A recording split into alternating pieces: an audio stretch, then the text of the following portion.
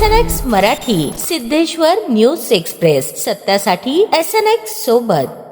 कळमण तालुका उत्तर सोलापूर येथील शेतकरी राजाराम रामचंद्र बनसोडे यांनी छावा संघटनेचे ॲडव्होकेट योगेश नागनाथ पवार यांच्यामार्फत पोलीस अधीक्षक सोलापूर यांच्याकडे भोंदूबाबा अशोक खरात व त्यांची पत्नी आणि अन्य व्यक्तींविरुद्ध फौजदारी तक्रार दाखल केली आहे. सोलापूर पोलिसांनी या प्रकरणाची गांभीर्याने दखल घेऊन सर्व आरोपींवर तात्काळ कठोर कारवाई करावी, अन्यथा छावा संघटनेच्या वतीने मोठे आंदोलन उभारण्यात येईल, असा इशारा छावाचे ॲडव्होकेट योगेश पवार यांनी दिला. याबाबत सविस्तर हकीकत तक्रारदार राजाराम बनसोडे हे गट क्रमांक 200/1 मधील 11 एकर 8 गुंठे शेतजमिनीचे मूळ मालक आहेत. भोंदूबाबा अशोक खरात यांचा ब्लॅक मनी व्हाईट करणारे नरखेड तालुका मोहोळ येथील शुक्राचार्य मारुती कोल्हाळ व रणजित ब्रह्मचारी कोल्हाळ यांनी 1.5 कोटी रुपयांचे आश्वासन देऊन नोव्हेंबर 2021 मध्ये सदर जमीन भोंदूबाबा अशोक खरात यांच्यासाठी अवघ्या 50 लाख रुपयात खरेदी केली. उर्वरित 1 कोटी रुपये सदरील जमीन अशोक खरात यांच्या नावावर झाल्यावर देतो असे सांगितले, परंतु जमीन नावे झाल्यावरही अशोक खरात आणि कोल्हाळ यांनी पैसे देण्यास टाळाटाळ केली. मार्च 2024 मध्ये रणजित कोल्हाळ याने ही जमीन अशोक कुमार एकनाथ खरात व कल्पना खरात यांना तब्बल 2,40,91,000 रुपयात विकली. खरेदी खतात शेतात 4-5 वर्षांची 2,000 डाळिंबाची झाडे, बोरवेल, विहीर, शेड, गोठा असल्याचा खोटा उल्लेख केला. प्रत्यक्षात जमिनीत कोणतीही फळबाग नाही. जमीन तक्रारदार मूळ मालकांच्या ताब्यात आहे. त्या जमिनीचे शासकीय बाजार मूल्य 79 लाख असताना तिप्पट किमतीने व्यवहार करून काळा पैसा पांढरा करण्याचा हा सुनियोजित कट असल्याचे तक्रारीत नमूद आहे. तसेच शक्तीपीठ महामार्गाच्या संपादनापोटी मिळणारे 8-10 कोटी रुपये हडपण्यासाठी 2,000 डाळिंब दाखवून नियोजनबद्ध कट रचण्यात आल्याचेही तक्रारीत नमूद करण्यात आले आहे. तसेच राजाराम बनसोडे यांनी पैशांची मागणी केली असता खरात व कोल्हाळ या आरोपींनी जीवे मारण्याची धमकी दिली व जादूटोणा करून संसार उद्ध्वस्त करण्याची भीती घातली. भोंदूबाबाची दहशत व राजकीय वरदहस्त यामुळे बनसोडे यांनी तक्रार दिली नसल्याचे सांगितले.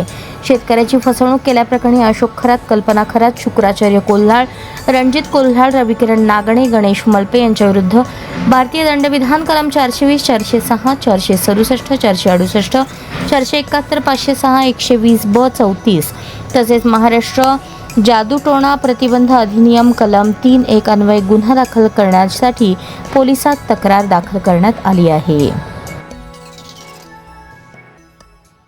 मी राजाराम बनसोडे कळमण, माझी 11 एकर 8 गुंठ जमीन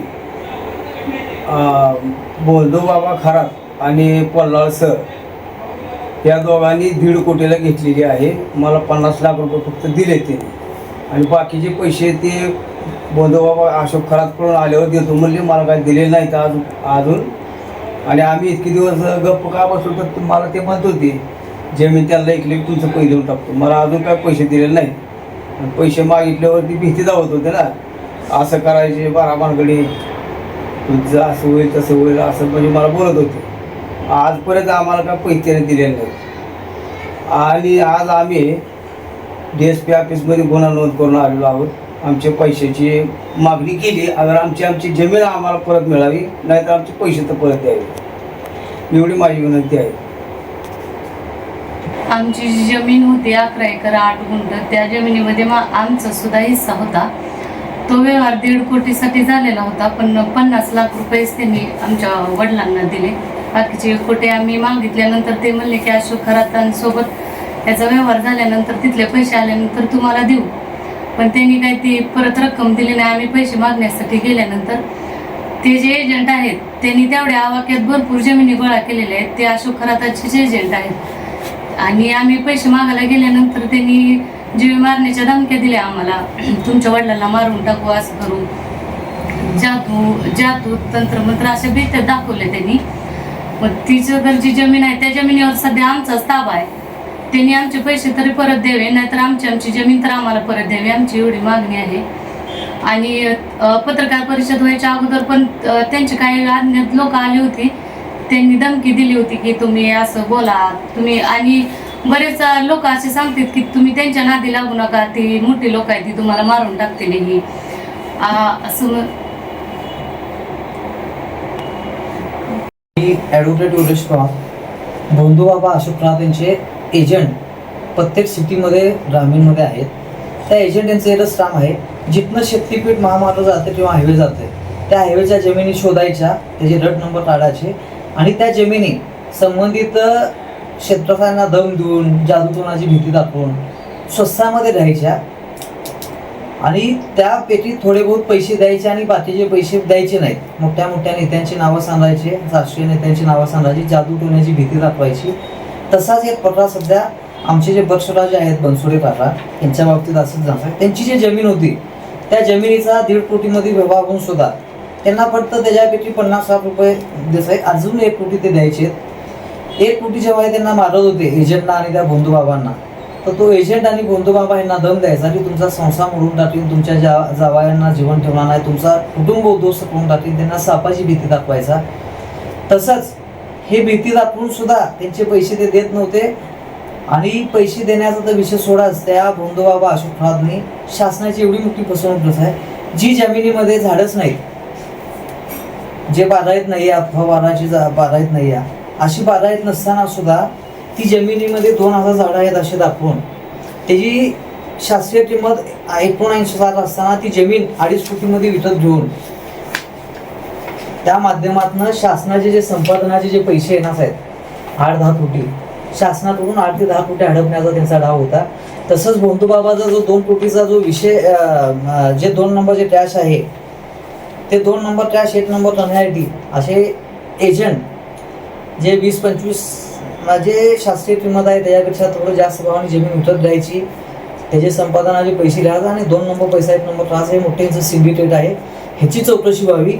ईडीमध्ये जी गुन्हा नोंद आहे त्या ईडीमध्ये ह्या 2.5 कोटीचा जो व्यवहार आहे त्याची चौकशी व्हावी आणि आमचे जे बनसोडे काका आहेत त्यांची 1 कोटी वापस द्यावे.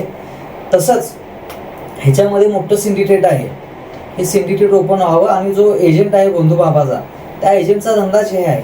शक्तीपीठ आणि हायवे जिथून जात आहे त्या हायवेच्या साईडच्या आणि शक्तीपीठच्या साईडच्या आसपासच्या जमिनी बंधूबाबाच्या नावाने घेऊन द्यायच्या आणि ह्याच्या पाठीमागं राष्ट्रीय नेत्याचं स्वातंत्र्य मॅडम यांचा किंवा अन्य काही नेत्यांचा हात आहे.